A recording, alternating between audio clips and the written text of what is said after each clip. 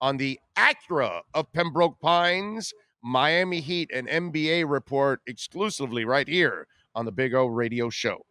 There's no need to drive around South Florida wasting valuable time looking for a new or certified pre-owned Acura. Go to the #1 volume sales dealership in the Southeast United States. Craig Zinn's Acura of Pembroke Pines. Purchase with pace and space in a dealership tailored to your needs. From home buying to providing that personal touch. Contact the 2020 Satisfaction Award winner Craig Zinn's Acura of Pembroke Pines. 888-776-5123. That's 888-776-5123. Or visit them at 15601 Pines Boulevard in Pembroke Pines. All right, we are back. Appreciate you all out there hanging in there. And, of course, it is now time for the Acura of Pembroke Pines, Miami Heat and NBA report with the great Ira Winderman. Ira, you got to remember, when you're looking at the YouTube channel, it's a couple seconds delayed. So we always had you taking your glasses. Sure. For people out there who are listening on the Apple Podcast or somewhere else, I usually try to figure my cue before I know we're on the air to take off the old man reading glasses. I know some of us have just given in. I kid Eric Reed all the time. He just leaves his on at these points. But it's such a difficult call between reading the chat, reading what I have on my screen, and trying to get the glasses off in time. So, all right, you know what? Here's the tip. Halfway through the Acura commercial, now I know. You got to take them off. Okay. Now I know. While shopping for my favorite Acura product, to also figure my lease payments and then go from there. So I'll figure this out by the time the season starts. I think, what we did with this soft launch makes a lot of sense. So by the time the regular season starts, I'll be in regular season form. Yeah, and you know what's crazy, tomorrow marks an important day. Tomorrow, of course, is August 28th. What's crazy is that puts us 1 month from the start of training camp. That we're that close to where training camp is, that from August 28th to September 28th. So it's like you always talk to me about, the never-ending cycle, the never-ending season. Yep, no doubt. And as we get closer, my mind, my thoughts start to change a little bit about the Heat in a way where I'm a little frustrated because they went old. But, in the end, as you sit back and you let it marinate a little bit, you understand what they had to do, and they had to go kind of in this direction. And because they're so veteran savvy, I know there are risks with age and injuries and things like that, but things could fall into place where this could be one of those kind of seasons where you make a really nice run in the playoffs and in the Eastern Conference. Because, hey, the Brooklyn Nets are very injury prone, and the Milwaukee Bucks, that's obviously the champs, but that's a team that, this veteran savvy type team might be perfectly suited to make a run at a team like the Bucks. Maybe you don't win the championship, but you could end up getting there again. And I'm starting to get really inspired to watch this team this upcoming season, actually. And another thing is, when we talk about the schedule, and here's what's crazy, and I just wrote my Sunday column and mentioned this about the crazy August we just had. 1 year ago today, the Heat were in a break between their first round sweep of the Indiana Pacers and about to blow out the Bucks in the second round. Think about that. Think about how juxtaposed this all is. That 1 year ago today, the Heat had a nice little break. They were waiting to play the Bucks. They were going to kick the Bucks' butts, get rid of them. And we've gone through a whole season since then. We've gone through a whole nother cycle. It is crazy the last 12 months where the NBA and sports in general have taken us. So that's why I think it's really important. These next 4 weeks, players exhale, teams get things in order, finish off their rosters, but really get ready to hopefully start what's a regular cycle. And yet, we don't know. Yesterday, the Miami Heat had a vaccination event at FTX Arena to get the public more ready for that. You saw a week ago Friday, we got done with our Acura Pembroke Pines report. The Heat announced that statement that all employees must be vaccinated or terminated. So you have that in play. They are planning to go full capacity. We still don't know about masks, about social distancing, about policy, about vaccination, and things like that. So, man, it just seems just when we're on the cusp of getting back to normal, there's always something else. It looks very much like we will wind up with 3 seasons impacted by the pandemic, and I don't think anyone saw that coming. Yeah, no, of course not. Hey, listen, it took decades to get rid of polio with the vaccine. Now they don't have the resources in those and those eras compared to we have now, that we can get things out and get it out to people. But this is going to take a while because we're going to have to convince people to take the damn vaccine. And then once we get everybody vaccinated, we can get into that cycle of finally killing this thing. But as long as we have billions unvaccinated, Right. that thing's going to fester. That thing's going to go and obviously going to then manifest itself into different variants, which is what we're seeing with Delta. So yeah, this is I wouldn't be even surprised if this thing runs into the following season too, and it continues to affect us because And then there's part B. There's also, and the Heat aren't overly affected. They don't have a lot of foreign players. But as you're seeing from World Cup qualifying, for example, teams in the Premier League are not letting their players return for World Cup qualifiers to country they have in Tier 4 in the red zone that aren't fully vaccinated. So I think you're going to see players start reporting to Heat camp. Fortunately, Omar Yurtseven stayed in the country after Summer League, didn't go back to Turkey, doesn't have to worry about that. But we're going to see that also. Usually in baseball season, you see players arriving late because of visa issues and you have things like that. I think a lot of these overseas players who are coming back now might run into a degree of that also. So like you said, there will be impact. There will be residual, which goes to what you said at the top of today's show. Number one, an older roster. Number two, maybe someone will get to here. I mentioned in my Ask Ira at sunsentinel.com, a limited Heat bench because of their roster situation. Will depth be a factor, not only for the Heat, but around the league this season? All right, Ira, time to, and I warned the fans before you came on, so grab the Kaopectate, grab the Tums. I get it. You're gonna be frustrated with what I'm about to ask Ira. You're probably gonna drop some F-bombs on me in the chat, all that kind of stuff, okay? But I have to ask this because I find it intriguing. Okay. Not that I necessarily believe in this player, but I believe there are very few spots in the world for him to straighten out his life, to straighten out his game. And I read where Philadelphia is going to start the season and they plan on having Ben Simmons on the roster. And I'm sure that's because they have not been able to find a taker and they've probably been asking for way too much. Yes. For a broken player, which I get that. Not broken physically, but broken, mentally, obviously, and confidence-wise. The Heat is one of the few organizations that could fix this young man. And I don't know if you can fix his shooting, but this is the one organization I know that can actually do it. This is the one organization with the one guy that has been a monster at taking advantage of other situations and frustrations of other players. And distressed property, correct. All right, and the fact that there is no market for him right now because they're asking for too much, maybe the price goes down to a place that is very intriguing and worth trying to get that gamble going. Talk to me about Ben Simmons. What is there any chance? Could you see it happening? Does it make any sense? Salary cap issues with it, all of that kind of stuff. Walk us through the Ben Simmons situation, not just for the Heat, but overall. First of all, the Philadelphia 76ers are holding on to Ben Simmons because they don't want to make a move before they know what happens to Damian Lillard and Bradley Beal. That they know if they're going to get into the Lillard or Bradley Beal sweepstakes, if all those players do become available, they know Ben Simmons is their trade chip. You remove him, they're out of the bidding there. So at some point as a team, you have to make a decision whether those possibilities are feasible or you move on. I'll give you an example, Big O. The Boston Celtics decided to move on. They decided they were going to re-up with Josh Richardson. They went ahead, they made their other deals and their other signings, and they said, okay, we're out. Even if Bradley Beal, who would be great for that team, comes available, we have to move on. At a certain point as a team, you decide that. Philadelphia is not there yet. As we mentioned, camps open September 28th. We still have a month of buffer period. That's number one. Number two, when Jimmy Butler was in Philadelphia, he didn't have the best of relationships with Ben Simmons. If you remember, he's very close to Joel Embiid, but there was some friction there, a little push-pull. Sort of like with Karl Anthony Towns in Minnesota, sort of like with Rondo to a degree, and Fred Hoiberg more so in Chicago. So you'd have to remedy that.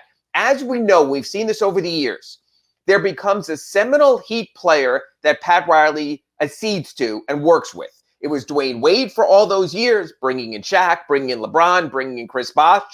Now it appears to be Jimmy Butler, bringing in Kyle Lowry, getting him the kind of players he wants. So we'll have to meet the Jimmy Butler seal of approval. So you have that also. Number three, and this is important.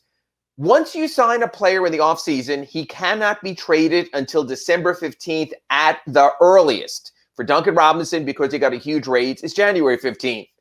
The Heat don't have anything to trade now. So it's not like you can put together a package of draft choices. It's the Heat. We never have draft choices. And as far as players to put in a package, players who are trade eligible right now, most of the roster isn't. I think you'd assume if you're adding Ben Simmons, you're adding him to Bam Adebayo and Jimmy Butler, not in place of. So they're off the table. So I guess the question you're really asking me is this. Could the Heat put together their best possible Tyler Hero offer and make it worthwhile enough to the Philadelphia 76ers? Maybe. Probably not on August 27th. Maybe not even the September 28th start of camp. But we saw as James Harden grew more miserable in Houston at the start of last season, it became untenable for the Rockets, who at the time, remember, were in contention mode before they started tanking. So I think that's the time frame. But it really comes down to that. It comes down to what is the Heat's best possible Tyler Hero offer, and would it be enough? The Heat would have to find draft choices somewhere. They'd have to build it up. So you have those three factors, and then not to be too long-winded like usual here, but factor number 4, outside shooting. Can you afford a team that has the limited outside shooting of Bam Adebayo, the limited outside shooting of Jimmy Butler, and bring in the non-shooting of Ben Simmons? So in other words, there would be places Ben Simmons works. The Sixers have done nothing but try to get shooting. Brought in Danny Green, brought in Seth Curry. They've been working that way. So I'd say there's 4 strikes against you, and yet, when you mention distressed property, and we can go back forever to Tim Hardaway, to Anthony Mason, to everyone, yes, if Pat Riley can get a bargain, he will make it work. He will find a way to make it work. So I agree with you. I would not dismiss it out of hand, but I first would wait to see what other teams aren't willing to offer before you do some type of deal like that. So what you're saying is Ben Simmons soon will be getting the bodysuit that Harden got to look fat, is what you're saying. Or put it on himself to force his way out, depending on what he wants, or insist that his entire new team eat Vegemite sandwiches. So one of the few there. But you know what? He's the kind of guy also, I think, who can make it hard on you. He seems to have that makeup of the kind of guy who might push until you reach a point of no return. You know what? Sort of like Jimmy Butler. When he arrived to camp that one year in Minnesota and he had his Rachel Nichols practice and wore his Rolex and created such a fuss that they decided he had to do something. So yeah, I can see something like that where he creates a situation. I think the biggest factor in Ben Simmons being dealt by the 76ers will be Ben Simmons. Yeah, and the reason I bring it up, it's not because I'm in love with this player or anything like that. It's just I can see Riley falling in love with him because he's such a defensive force. And then obviously he's a terrific point guard. And then they always feel like they can fix you as a player and make you a better offensive player. So they figure they could probably fix that, that mid-range jumper or something like that and make him serviceable. I could just see. Yes, and I agree with you. You know what I'm saying? I agree with you. Rob Fodor, their shooting coach, has done it with so many players to this point. Even Goran Dragic went from a good to a very good shooter. Duncan Robinson, obviously, we've seen where the work is paid off there, and so many others. So yes, I believe that the Heat and their situation can get more than the Sixers out of Ben Simmons in their situation right there. There are a lot of hurdles to pass through. But you know what, the one thing I will agree with you is this. If you can get a quality player, you bring him in. You don't worry about position. Hey, Eric Spoelstra tells us it's positionless anyway. You bring in all the talent you can. You find a way to make the talent work. I think Pat Riley could. I think the Ben Simmons situation is one worth keeping an eye on until it's resolved by the 76ers. All right, Ira, and I know, listen, I always tell people to subscribe to the Sun Sentinel at the end of our segment, always. I do it for all of our writers that come on because I want people, I buy my subscriptions too. I want people to support all of you. So I know that I still want you all to go subscribe, but I got to ask you, Ira, about something that you wrote in the South Florida Sun Sentinel. And it's something you talked about for the Heat's depth after their top 8.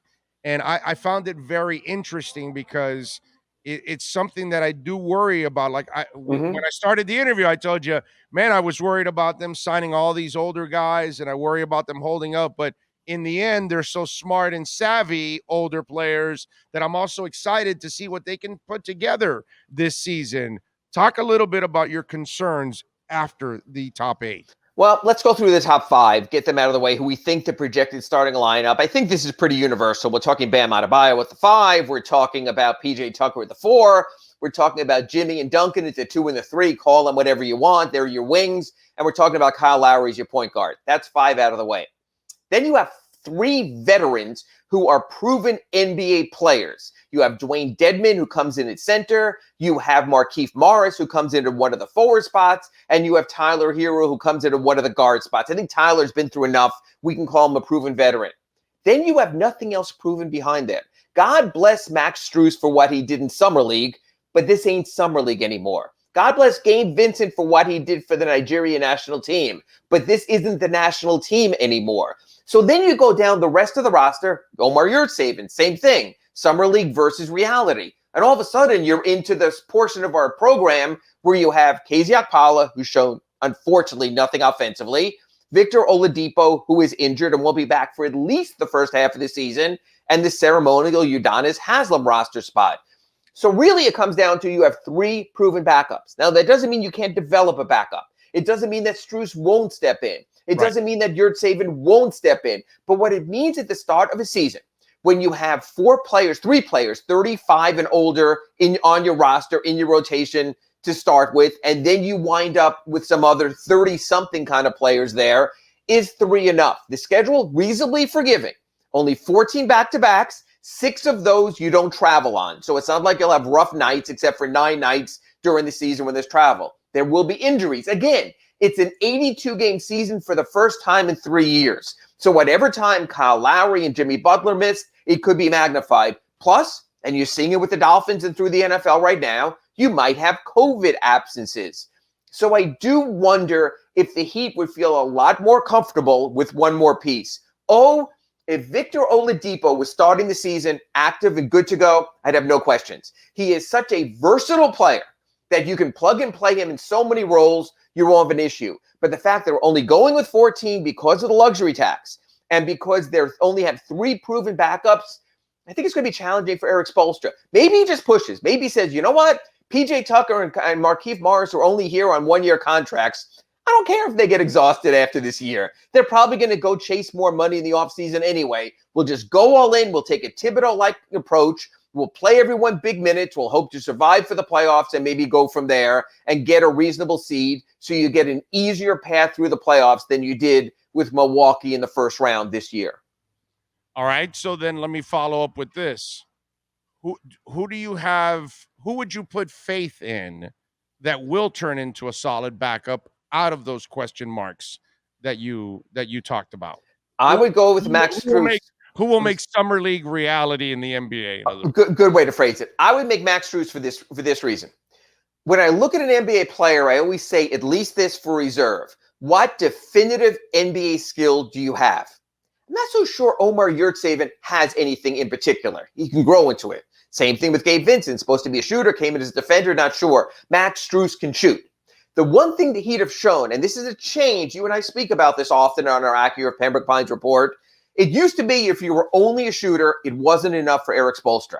Wasn't enough with James Jones. Wasn't enough with Jason Capono. You needed to be more. The NBA has changed. If you can shoot, you can play. Just go ask Joe Harris. Just go ask Davis Bertans. You play.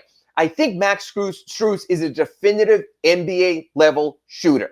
So when you talk about a possible 4th reserve beyond the 3 I spoke about, I think Max Strus is that player. What you hope is that the rebounding carries over from Summer League, that the defense carries over from Summer League. Give me just a +1. Give me one more thing, Max Strus, that you can do, and I'll feel a lot more comfortable about putting you on the court. And you know what, maybe this becomes the latest Heat developmental project where someone comes out of nowhere, was briefly with Chicago and their G League team, the Windy City Bulls, and becomes a player. So, yeah, I think Max Strus is the developmental part of this team I'm going to keep the closest eye on. I wish it was KZ Okpala, But I think you and I would both Yeah. agree that ship has somewhat sailed after 2 full seasons of opportunity. Yeah, no, because he's already a D guy, but if he could add the 3, that would have been just absolutely phenomenal. And in the old days, you could just be a D guy because they were only scoring 80 points a game. Right. Just like you couldn't only be a shooter. Now it's reversed. Now start with the shooting, then bring the defense.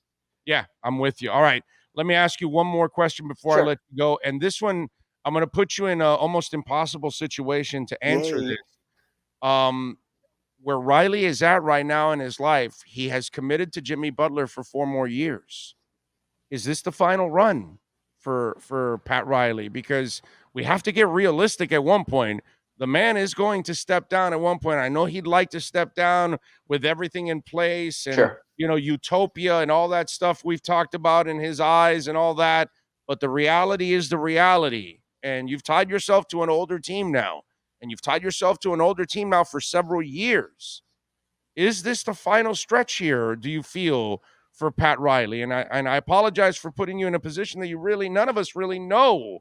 You know what I mean? It's like trying to guess Brian Flores' injury list. It's impossible. You know what I'm saying? So walk us through this. What does your gut tell you about Riley and this final 4-year stretch here with Jimmy Butler? My gut tells me you put in together different incarnations of your team, understanding the salary cap, luxury tax, and other limitations. So, to me, this started last November when Bam Adebayo agreed to his 5-year near max rookie scale extension. He's locked in. Then you talked to Jimmy Butler's agent through the season and basically told him, don't worry, you're going to get the max extension 4 years beyond, now under contract 5 more years. He's locked in.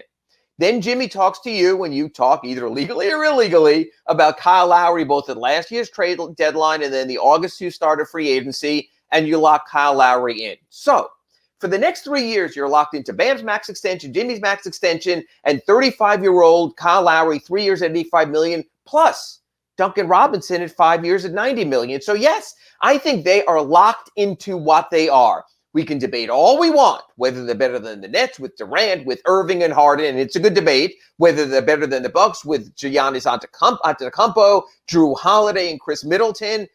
But yeah, I think this is the next, maybe the last, depends how long he wants to go. Maybe he'll have this Jerry West-like existence and just keep surfacing for one more because he loves and has the passion for the game. But yeah, Pat Riley went in his mid-70s, all in on this roster. Now we'll see how far it could go. It'll take great coaching, great cohesion, good injury luck, and the end of the damn pandemic for it to all come together. Fingers crossed. Luck, man, luck. Because I know you're going to get the great coaching. That I have no problem. I know you're going to get great effort because that's the one thing I will give them credit. The guys they signed are true professionals. And that you don't have to worry about characters and attitudes and guys that don't want to work and guys that don't want to commit themselves to the defensive side of the court, which is something that's kind of disappearing in this league. They got all of that. That's why I also brought up the Ben Simmons thing, because I'm sure the kind of defense that he plays, Spoelstra and Riley, God, they're like, okay, I don't have to worry about that end. That kid wants to play this. All right, then I'll work my ass off to make sure. And the other element is the developmental element, that they know they're spent out, so they have to get good, cheap labor. So they're hoping, whether it's Omar Yurtseven, whether it's Max Strus, whether it's Gabe Vincent, whether it's the next undrafted product or someone like that, that has to come, that has to dovetail, because when you're spending all your money for so few, you have to get good quality developmental. And there's nothing this team has shown other than it has developed players, guys we never thought would be someone. Hello, Duncan Robinson. Unfortunately, goodbye, Kendrick Nunn. You can develop along the way. No doubt. Follow him on Twitter at Ira Heatbeat. Catch his work there at the South Florida Sun Sentinel. Make sure you subscribe to support Ira and all the great journalists that are part of that fantastic paper. Ira, as always, have a fantastic weekend. Thank you for joining us here at the Acura Pembroke